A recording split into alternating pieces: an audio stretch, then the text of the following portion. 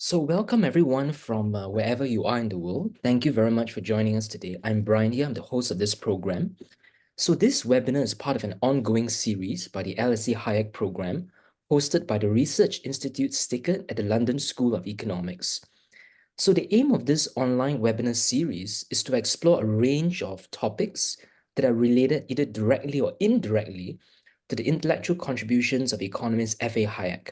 These include individualism and economic freedom, the nature and future of liberal democracy, social justice and welfare, decision-making under radical uncertainty, macroeconomic management, the rule of law, justice, and others.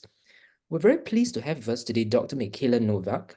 She's an economist and a sociologist.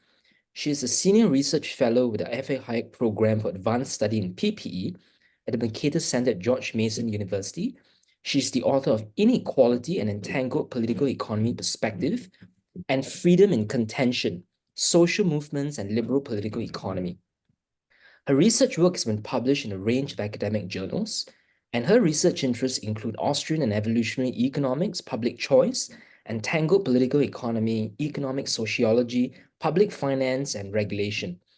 Today, she will speak for us on the topic of gender as a discovery process, which is based on a recently published special issue on gender in a journal titled Cosmos and Texas. So in this webinar, she'll be speaking for approximately 40 to 45 minutes, followed by Q&A lasting up to 30 minutes. So throughout the conversation, you may drop your questions over the course of a presentation in the function below. I will hold on to these questions and then begin posing them to Mikayla at the very end when the Q&A time starts. Please do note that this session is recorded and will be uploaded on YouTube within the next 1 week. So thank you very much for coming. I will hand now the time over to Mikayla. Thank you.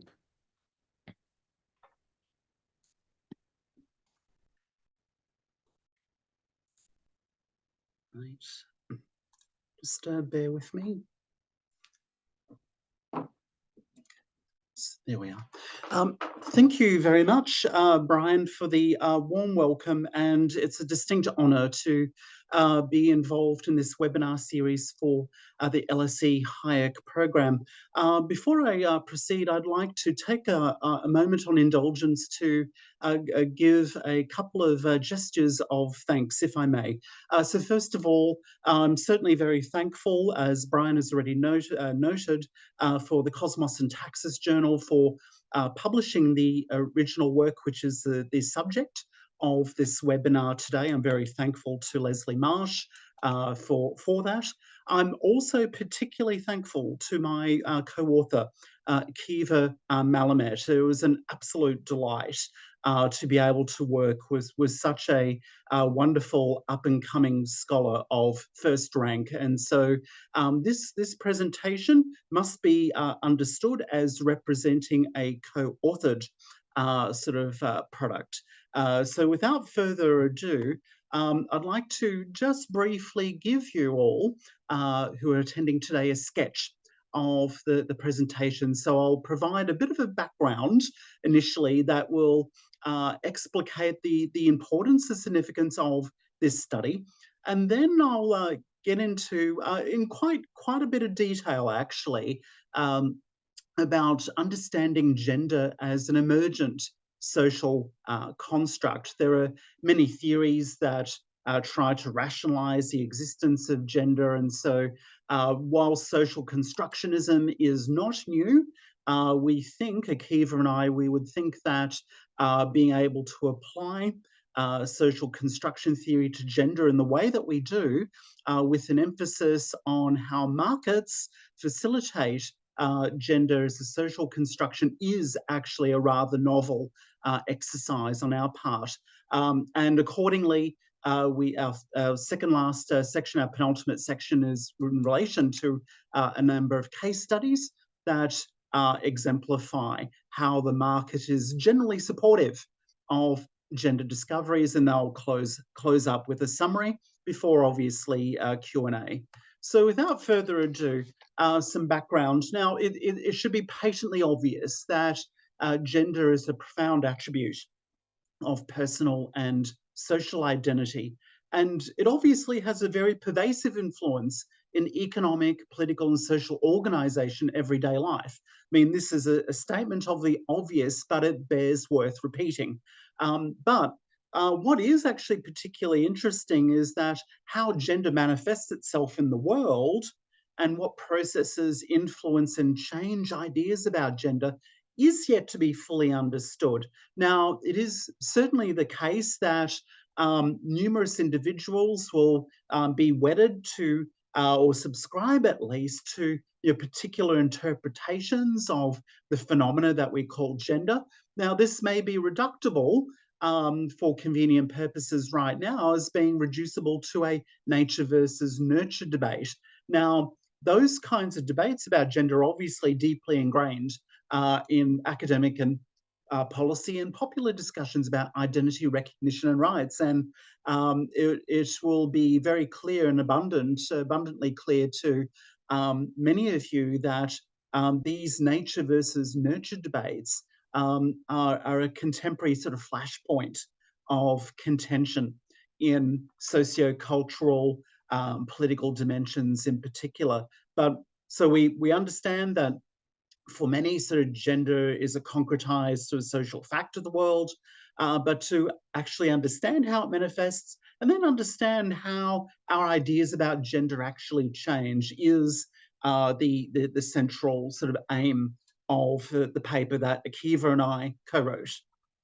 So there are many ideas about gender. So you got the, arguably the essentialist, nature debate. You got nurture debate about socialization. You got other theories about gender as well. You'll have feminist theories about gender. You'll have post-structuralist theories about gender, and so on and so forth. But what I'm trying to explicate today is this understanding of gender as a form of social construction. And that poses, I argue, as yet another perspective regarding the features and consequences of gender. So what do I mean by that? So what I mean by gender as social construction is that it's afforded meaning and understanding through processes of interaction between people. And gender assumes social significance regarding accepted and recognized activities, roles, practices, and values. Right? And you can see just from that statement alone that gender becomes a quite complexified set of ideas that get wrapped around with that, which are necessarily a product of social construction. And social construction, to be sure, I would say rejects essentialism.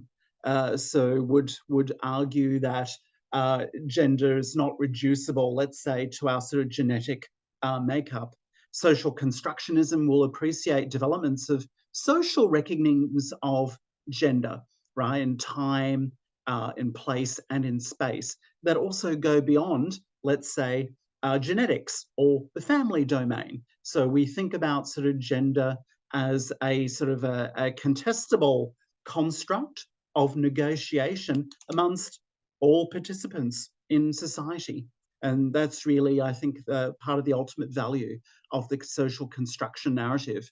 So our approach here seeks to build upon social construction theory to identify gender as an emergent discovery process. That sounds very Hayekian in nature.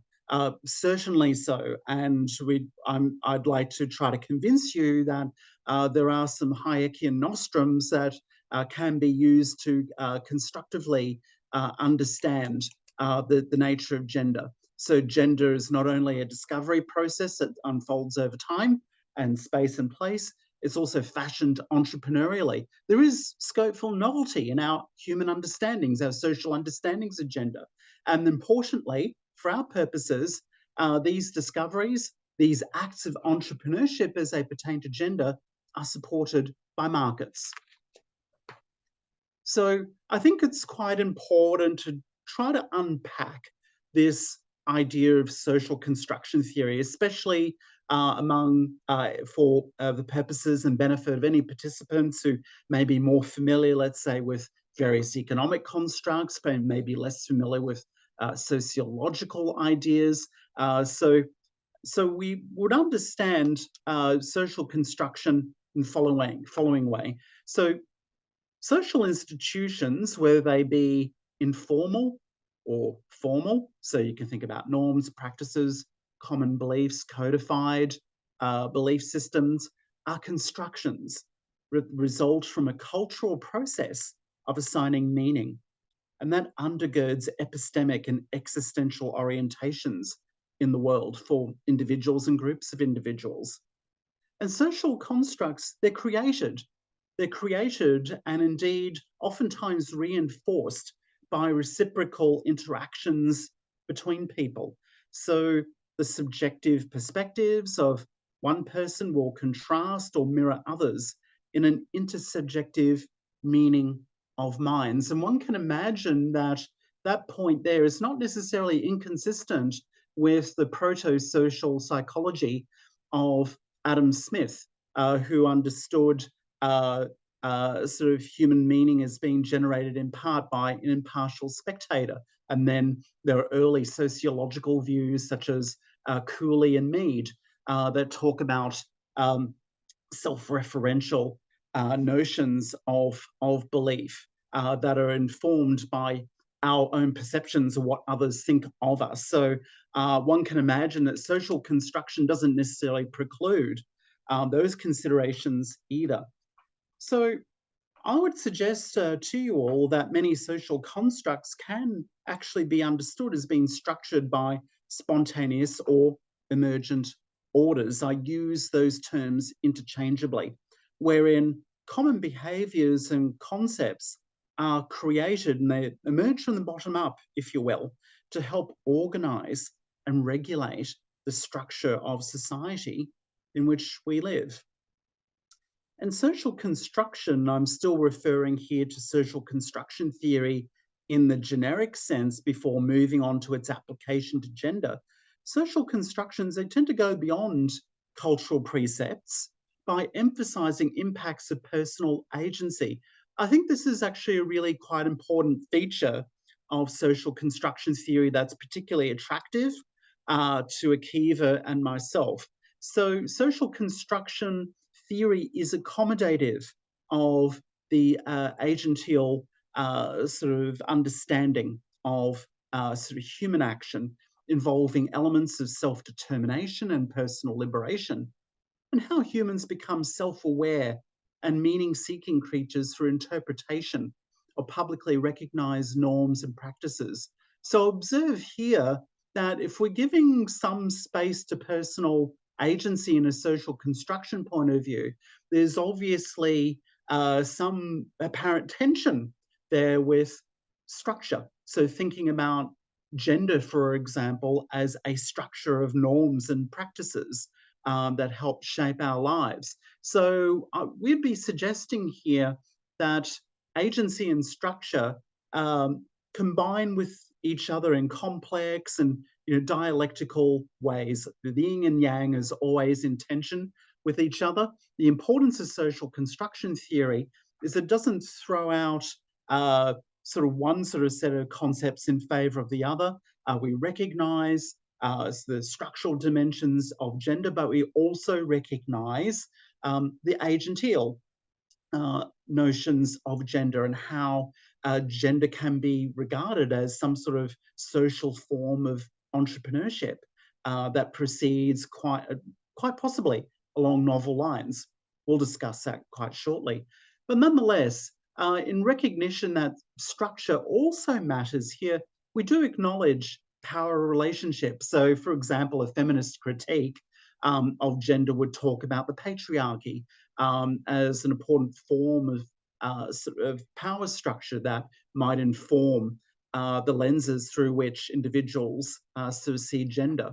So there are power relations also within social construction theory. And so what we end up having is an entangled and admittedly complexified web of different kinds of relations in our society. They may be free and relatively egalitarian, or they may be imposed and hierarchical, right? All given expressions as different ideas, rules, or combinations thereof. So what I'm offering here in this slide is an effective outline of what social construction theory is in the abstract. Let's now think about the implications of social construction theory for an understanding of gender. So most social scientists will recognize that sex and gender are distinct activities. Some might say certainly that sex and gender are correlated. Others may, perhaps even more accurately, depending on your point of view, suggest that sex and gender is actually conflated. But regardless of whatever your point of view may be about this, most social scientists do recognize the distinction between these two categories. So obviously the sort of sexes takes on a much more biological character, whereas gender invites sociological interaction, invites human creativity and novelty, and this is where our approach ultimately lies. So we can draw upon a range of different ideas. So, for example, notions of gender as a performance or of gender as becoming, Simone de Beauvoir. Interestingly here, de Beauvoir and her notion of gender as becoming, in particular, this idea of a woman as a process of becoming, may have some interesting general adjacencies with James Buchanan's idea about artifactuality and how artifactuality in humankind, by its own definition, as Buchanan puts forward, invites recognition of not only autonomy, but also novelty as an important part of people seeking autonomy in the world. So we've got these notions of gender, and they emanate from, here, a socially constructed process of assigning meaning to different combinations of things like body shapes, clothing styles, mannerisms, vocal patterns, other identifying markers to which human beings assign the label gender to. And there are also a whole host of other specific behavioral and other practices which are not set in stone critically, which may be regarded as falling under the rubric of gender. So gender is also obviously, given the sort of the highly charged political debates as an example, is an inherently normative activity, with gender offering a rather categorical way about how one should act in the world, how one should be in the world, how one should know in the world. There's obvious normativity that is surrounding this concept of gender as well.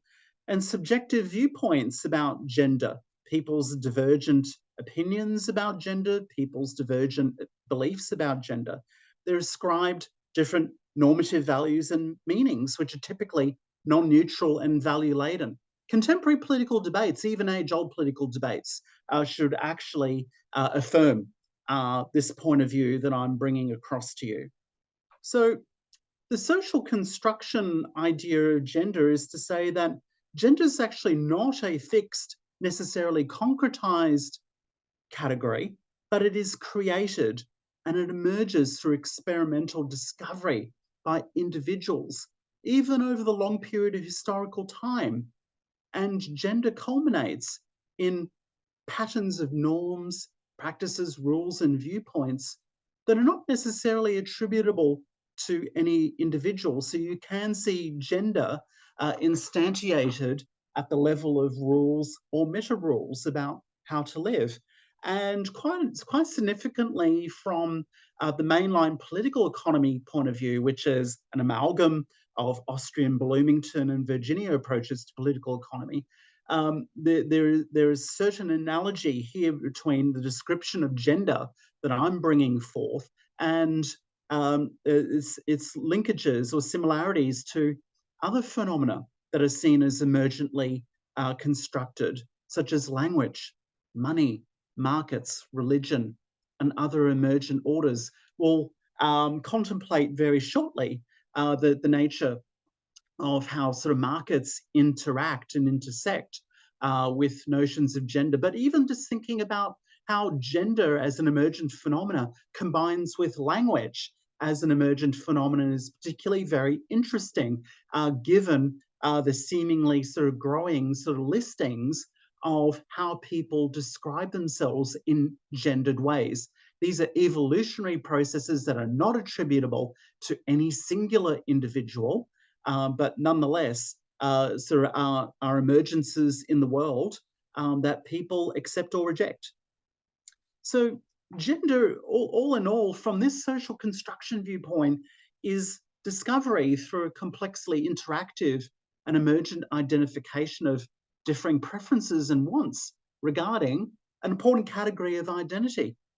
Now, it's important to understand that the social constructivist view does not necessarily suggest nihilism, not by any stretch, because as you can see in the last note of this slide, I'm indicating that should gender norms stabilize to a sufficient extent, and they admittedly do for a majority of people in the modern world, then gender-related preferences and wants can actually assist individuals finding points of coordination that help regulate their social interactions. So there are many, many examples by which you can think of social coordination being facilitated or instantiated through a gender lens.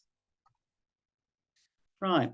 And just to sort of reinforce some of the sort of points I've just made now, social constructions are often mistaken for being totalizing forces that control or heavily constrain to the point of limitation human perceptions and greatly limit their personal agency. So, for example, you can note the Frankfurt School, Foucault, and other sociologists who emphasize power relations, even if diffuse and manifest outside of the domain of formal state coercion, that have the effect of controlling people's perceptions about gender.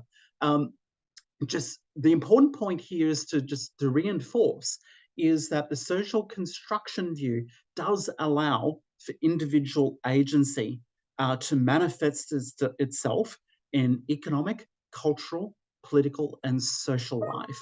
And this is extremely important to be aware of, because social construction theory offers a contrast to this idea that structure is totalizing and all-powerful.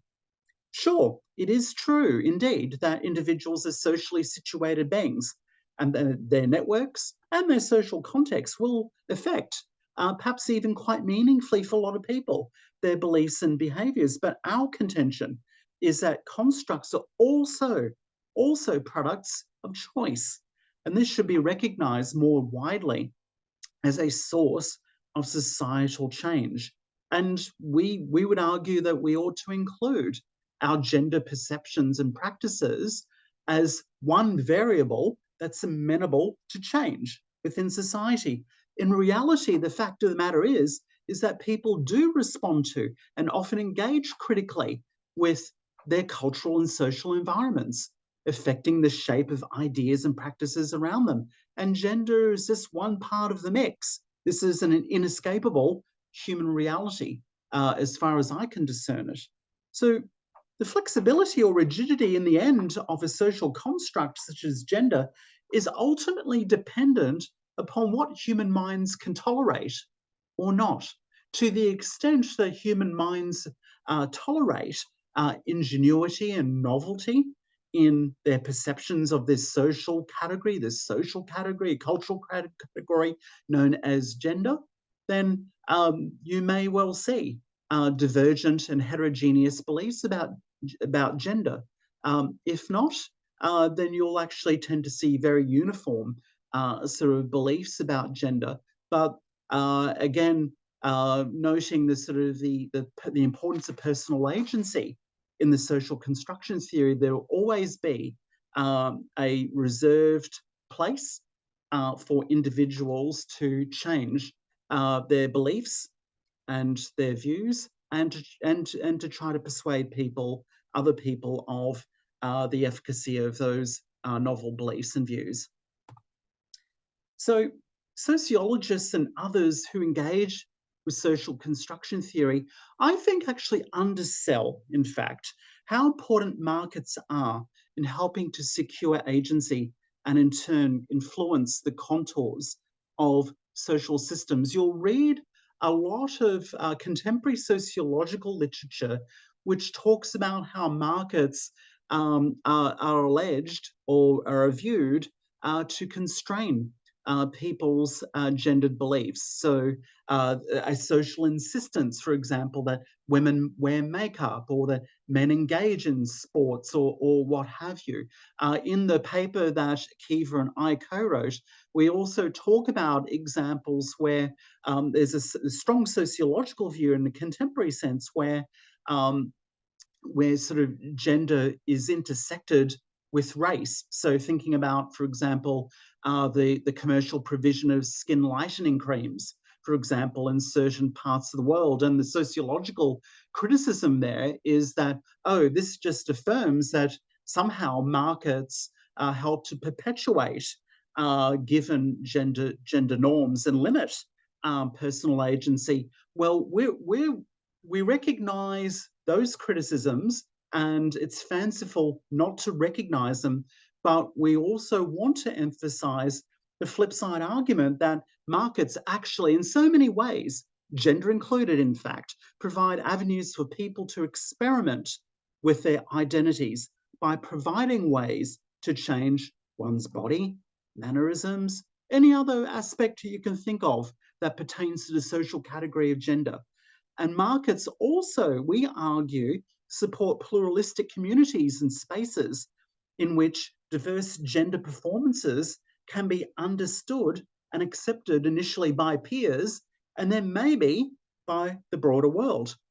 Actors use markets, even market critics use markets, and actors use outputs derived from market processes. Even the critics do so themselves to ascribe meanings in the cases that we want to focus on today in this webinar on gender. And they're often novel and they often challenge established conceptions. That need not always be the case, but I think the beauty of this approach of the social construction framework in being able to recognize the role of agency in gender is that it actually complements very nicely the views of an esteemed British journalist, Samuel Brittan, who wrote in the 1970s about how capitalism can facilitate social permissiveness. And what he really means there is social change. People will use materialities sourced from the market. People will use arrange opportunities that are provided by markets to be able to instigate their preferred modes of change. And that can include gender, we submit. Gender entrepreneurship. Now, this is a concept that Akiva and I have coined. What is that? Well, there's gender entrepreneurship wherein individuals have a capacity to sense and potentially implement efforts to grasp at new or previously inactive opportunities to affirm, disaffirm, or vary existing gender constructs. Now, let's be very clear about this. Gender entrepreneurship is not limited to, let's say, certain gender diverse minorities in the world, let's say trans people, but gender entrepreneurship can also be used by people who wish to affirm, for example, their assigned sense of gender at birth and through their adolescence. Gender is used, market entrepreneurship, I should say, is used in a variety of applications. It can either affirm existing modes of gender that people wish to subscribe to, or markets and their affordances may be used to disaffirm and to generate novelties. Individuals may act as gender entrepreneurs, but we also recognize, of course, that gender entrepreneurship can also imbue social meaning and can be a co-participatory exercise among groups of people, no matter how small. And certainly, the entrepreneurship conjecture that we offer here suggests that acceptances or disapprovals of gender identity, expression, or representation, they're constantly at play and they're continuously negotiable among multiple persons. Again, I just point to contemporary political debates, which and cultural debates indeed, which affirm the very point that I'm putting across. So there will be certain people in the world who will exercise agency to act entrepreneurially along gender lines, and thereby expose themselves to the judgments of their peers who may accept gender novelties or refute them.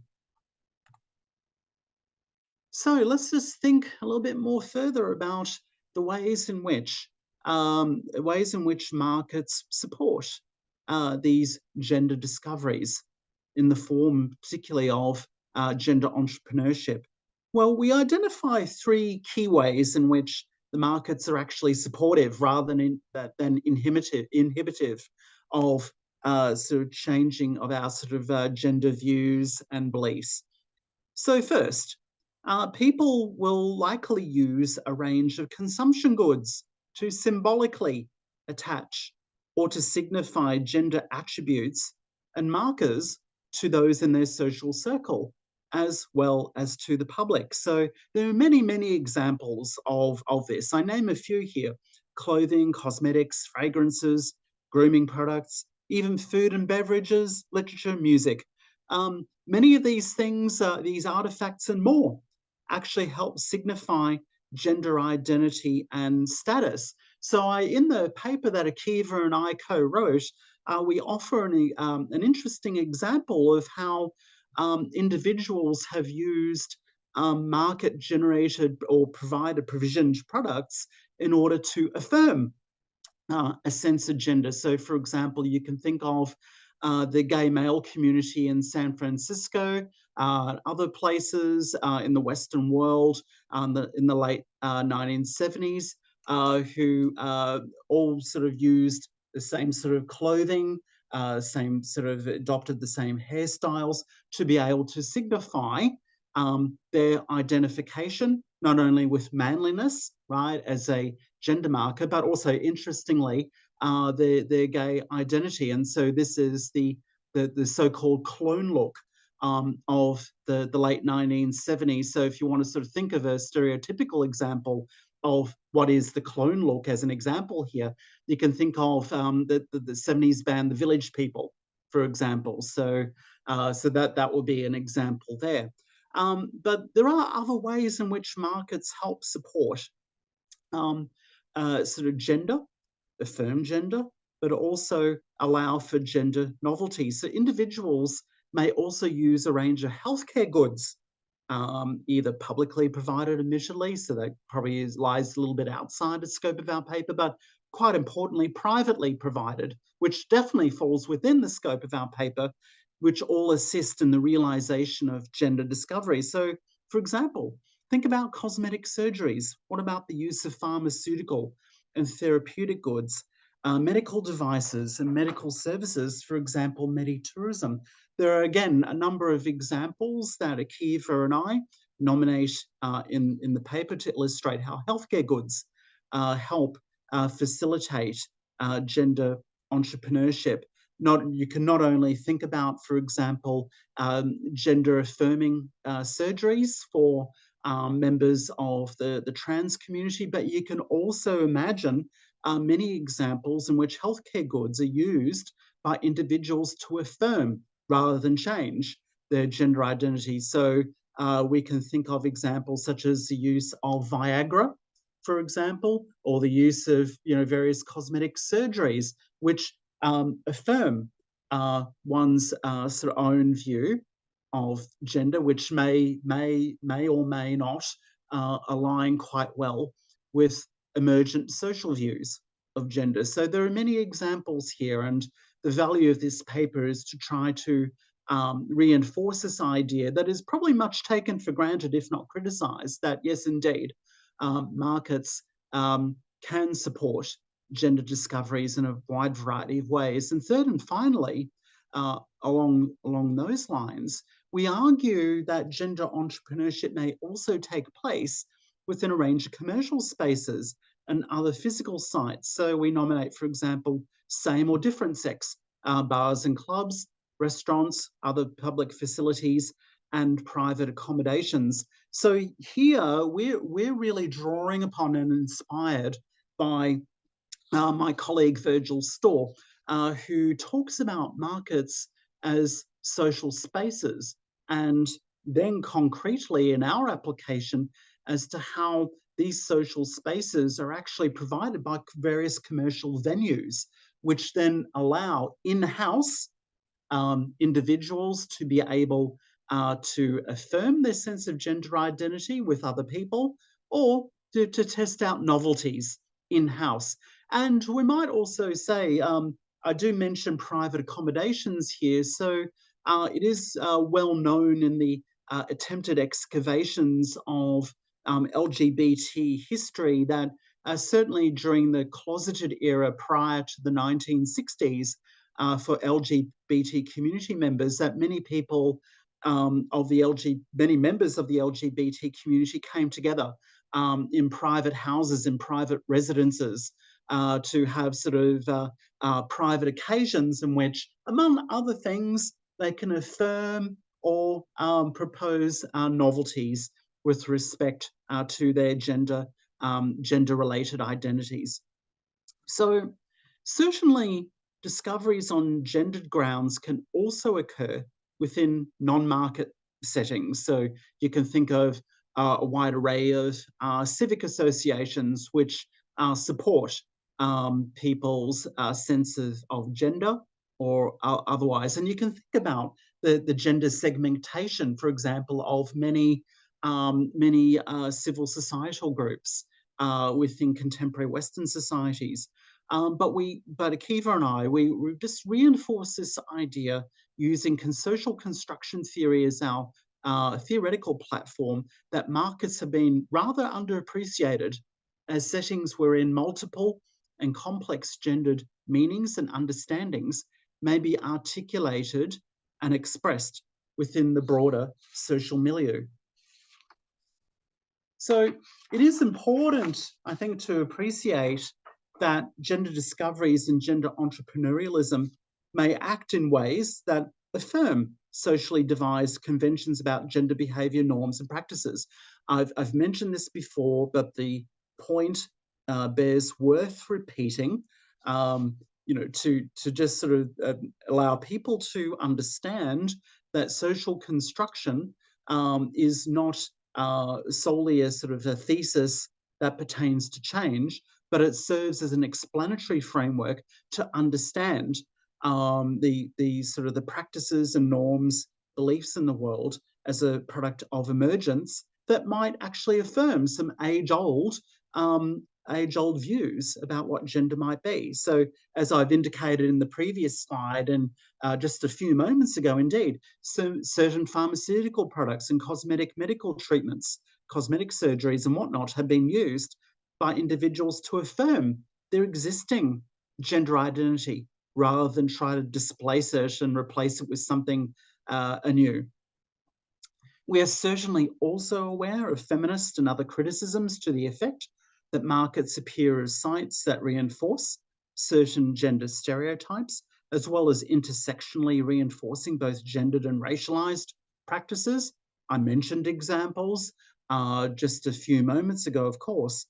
But whilst we agree with the general point that markets and attendant economic activities can influence gendered perceptions and performances, there's no question about that. Our approach is that it is generally favorable to the beneficial role that markets can play in the social construction of gender. And once you sort of understand that point, it's difficult to cognitively go beyond an understanding as to how gender may emerge without the supportive aid of market interactivity. Gender as an emergent and dynamic way of being means that it can never function solely as a power relation. I've talked about this previously a few slides ago with respect to the way in which social construction theory attempts to accommodate both structure and agency. Agency is important, and I think this is an approach which is friendly, certainly to a Hayekian perspective and a mainline political economy perspective. Gender is also a form of identity and socio-cultural expression that is constantly amenable to questioning and reevaluation, including by gender entrepreneurs seeking to discover modes of gender expression more firmly in accord with potentially alterable preferences. So, allow me to summarize, if I may. So, we would argue, Akiva and I, that gender is a dynamic and fluid social category. And so, understanding gender requires an appreciation of human discovery processes of expression, experimentation, and evolution. And they're all interwoven in culture, politics, and the economy. Because gender as a discovery process is dynamically produced through decentralized human interactions, gender may be interpretable as a species of spontaneous or emergent order, as described in the Smithian-Mengerian tradition of liberal political economy.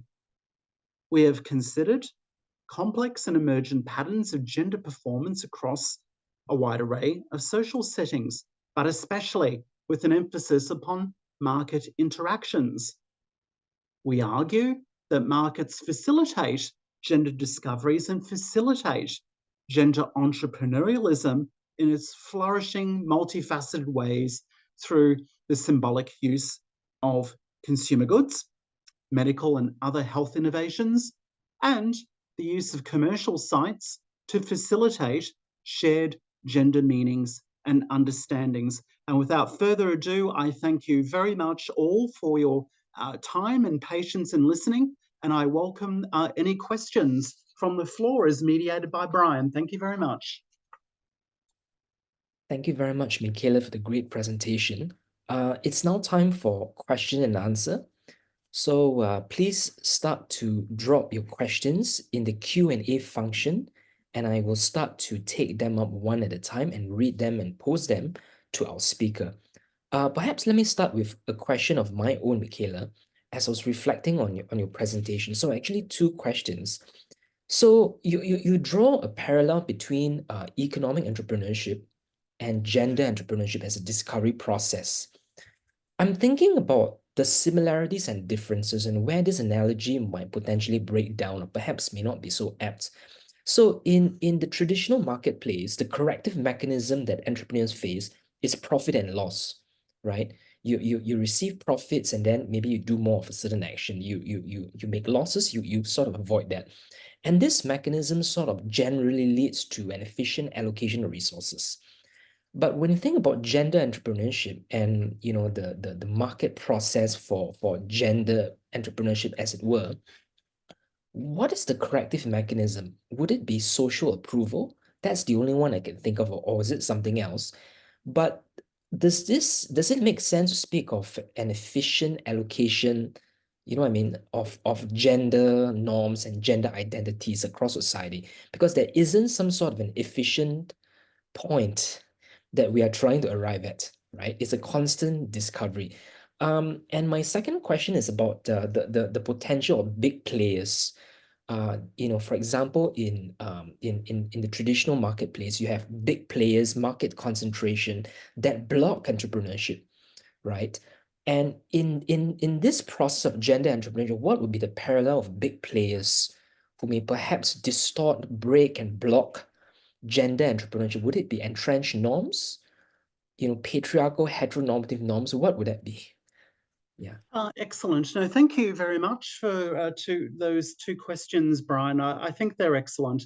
We do engage certainly with the first category of questioning in the paper by co-produced by Kiva and I. It is correct that it'd be unwise to sort of transpose directly a model of economic entrepreneurship to this domain of gender, certainly given the socio-cultural and even political significance of gender and gender norms.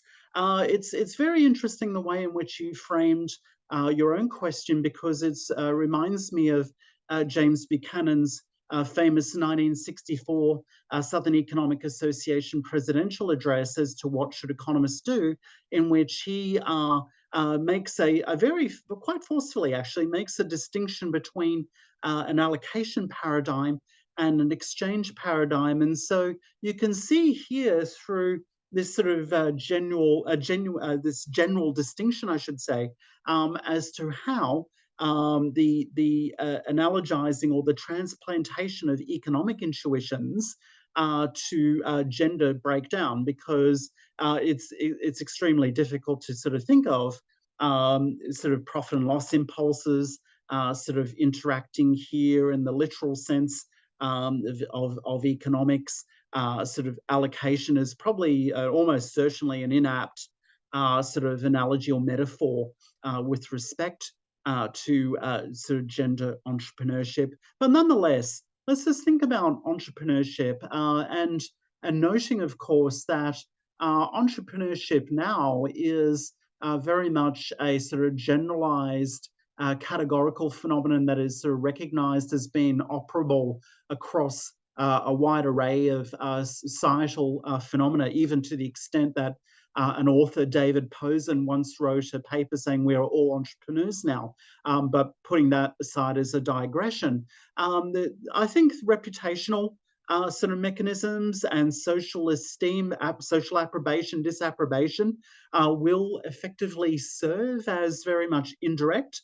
Not sort of not in a sort of manner of sort of a tight feedback as you might ordinarily expect in sort of highly competitive markets, but the reputation and the likes of social approbation, disapprobation, esteem, and otherwise may have some influence in terms of the diffusion of sort of gendered sort of practices and views in the world. So and so from that perspective, you can entirely understand, for example, why, let's say, members of, let's say, the transgender community are numerically quite small in anywhere around the world. Really, why? Because in part they exist in sort of social milieus, that are actually quite skeptical, if not sort of questioning about sort of capacity of sort of changing gender identity. So these sort of issues about sort of beliefs and reputations really come to the fore. They don't act as sharply, as cleanly as we as mainline political economists would argue would be operable in the economic context, but they still have some force, no doubt. Big players, the second category of questioning that you raise. Obviously, this is really important, and this is probably where the sort of the power kind of dynamic comes in, because if you can imagine that gender norms are sort of subject to political, theological, cultural, other forms of influences, then you can imagine that sort of key proponents and advocates of certain views can actually be quite predominant within a society. And so obviously sort of cultural norms around gender can tend to be sticky, but even though they're sort of sticky, and you might have the involvements of so-called big players, let's say theological or political players, or moral entrepreneurs even, that's interesting to think about. We under social construction point of view, the big players are not necessarily sort of determinative, influencing the sort of the overall outcomes that we might see. So there'll still be some meaningful role for agency, even in quite repressive environments with respect to gender beliefs.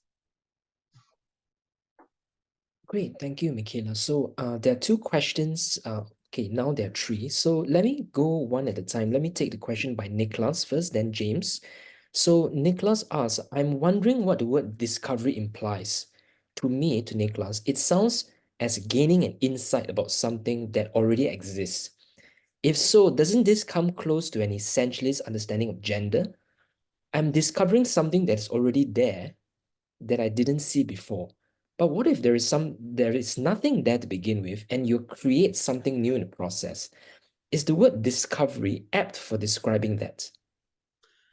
I still think so. One could sort of further clarify, and I thank Nicholas for the question. Obviously, that one can think of discovery in sort of multiple ways. So clearly, with the paper, we don't refute the notion that people will engage in discoveries that serve the sort of function of affirming what they might already believe with respect to sort of gender. So, for example, you can think of let's say, if you're a male bodybuilder, you might sort of stumble across some sort of protein powders and things like that that help you build muscle and that affirm your sense of your sense of identity as a male and a bodybuilder, right? So there's that. But certainly, certainly discovery does not sort of preclude genuine novelties in the world. And admittedly, discoveries of something entirely new sort of pertain to processes that are probably quite mysterious in nature and very difficult to identify in the moments that they occur. But we can certainly sort of think of sort of ways in which people have sort of combined, let's say, existing resources in the world and have ascribed new and different meanings to those that facilitate entirely new definitions and meanings attributed to gender. So, for example, you could think of a whole range of categorizations of non-binary and other categorizations of gender, which have appeared on the scene, at least subject to widespread public discussion over the last 10, 15 years, that probably do fit more along the lines of the latter, of discovery being sort of something quite new. So I'd actually take a very broad conception of what discovery actually is. Yes, it may well be useful indeed, Nicholas, to be able to delineate the two sort of elements of discovery. We do that in the paper, but I think that discovery can be interpreted as sufficiently inclusive to convey both. Great. Next question by James. James, master's student at LSE. It is often said that classical liberalism or libertarianism is fiscally conservative and socially liberal. Do you think this statement is accurate as applied to your theory of gender as a social construct? It seems as though you celebrate the liberties which have been achieved by governments recognizing a plurality of genders, but want to remind us that such gender entrepreneurs are constrained by the market and processes which similarly govern the economic lives of the rest of us too. Well, thank you, James. I mean, that's a great question. I'm not at all laudatory about the role of government as some sort of being a mission-directed creator of gender. They don't serve that function at all, not at all. In fact, if anything, James, I would suggest that more often than not, governments, to the extent that they sort of come, political authorities, to the extent that they sort of come to recognise sort of gendered sort of patterns in the world, really come very late to the scene after recognizing all the emergent processes that are being conducted by people, individuals and groups in their sort of non-governmental and private capacities. To reinforce an idea, this idea that the idea that basically governments, to the extent that gender becomes a site of legislative activity, it usually comes very late onto the scene in the form of codification.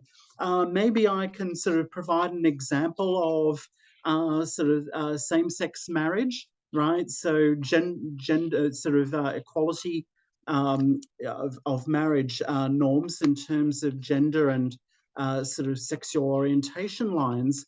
You got to sort of remember that sort of marriage equality legislation came very, very late after the fact. Governments didn't lean in first; they followed, right? They followed the generation of repatterning of gender-related norms that had unfolded at least in modern times, the best part of 20, 30, 40 years.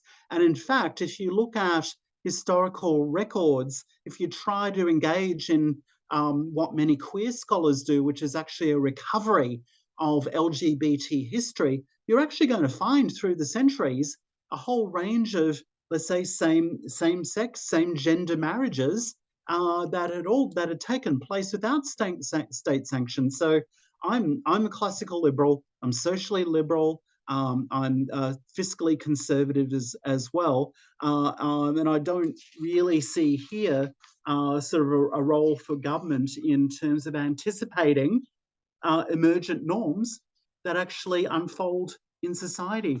If anything, if governments sort of step in, they come in late in the day. All right, next question by Otto. Yep. Great talk. My question is about the dual aspect of gender as, on the one hand, a social phenomenon, and on the other hand, an individual phenomenon. If gender is an individual discovery, then the market and culture can accommodate as many gender expressions as there are individuals. But if gender is more like a social norm, like rules of conduct, then it can have normative force over the individual.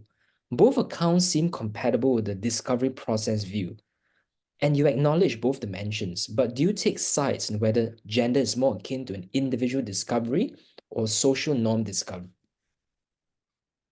That's a great question, Otto. Thank you for it. So there's always a sort of admittedly, unabashedly, personally radical kind of side of me that sort of thinks that indeed, you can actually have a very radical conception of gender that is actually quite personalized. But this is not actually what we offer in the paper here. Akiva and I are offering an interpretation of gender and gender change within the context of social construction theory. Social construction theory that must allow, admittedly with tension, some sort of relation between personal agency in being able to define their sort of constructs of gender, but a recognition as well of peer effects, a recognition of sort of social norms in the world, which might have the effect of affecting the rate of diffusion, especially of extremely novel discoveries and entrepreneurial attempts at gender in the world. Our paper is about social construction. I might have a personal view about the sort of the radical normative basis of gender, but this is not what Akiva and I have written about. We would sort of recognise that people are to some extent, and even for a lot of people, even meaningfully, they are susceptible and buy into, if you wish, the sort of the socialized patterns that they observe in the world, the conventions, if you will, of gender. All right, we have one more question by Nicholas again. So Nicholas says, I like a freedom approach to gender. If we take the trans issue, it seems to me that it has been medicalized to a large extent. It is defined as a psychiatric disorder or something like that, and therefore something that the medical system should treat for free in European countries, example in the form of reconstructive surgery. But what about people who do not fit this model, who simply choose a new gender expression or identity without feeling sick in any way? Maybe they do not want any reconstructive surgery, but be respected nevertheless. Or they may want surgery of a cosmetic kind. Here I see the market as being very helpful. It allows people to do to their bodies what they want, but they have to pay themselves, but there is no medicalization. So is there, in your view, this markets versus medicalization conflict? Great, Nicholas. I really appreciate that. This is an issue that Akiva and I discussed in the process of writing this paper, and of course, always noting that any given article is sort of should be restricted in terms of scope. We left that particular issue somewhat to the side, but I'm very, very mindful of it. One thing I can say is that in conjunction with a couple of colleagues of mine, we are sort of looking actively toward a more expansive sort of book project, looking at all the various aspects of queer liberalism. And I actually agree with the point that you're putting across. In fact, we have to understand that in practice, it's true that healthcare goods are sort of subject to governmental regulations that may make the cost of these gender affirming forms of care, medical, hormonal, whatever, prohibitive from the perspective of quite a number of people. So the budget constraint will just be too difficult for those people to negotiate and manage otherwise. So to that extent, I do actually see a normative argument for the market in order to sort of provide a range of a cornucopia, indeed, of goods and services that span the medical treatments that you referred to, the psychological treatments and whatnot, that allow individuals to affirm in their own varied ways and along their own margins that they so choose in artifactual ways, that sort of those sort of forms of gender that they will find satisfactory or find it useful in a satisficing way. Markets empower and enable for this. All right, let's wait for another 10 seconds to see if there are any more questions. If not, we'll close.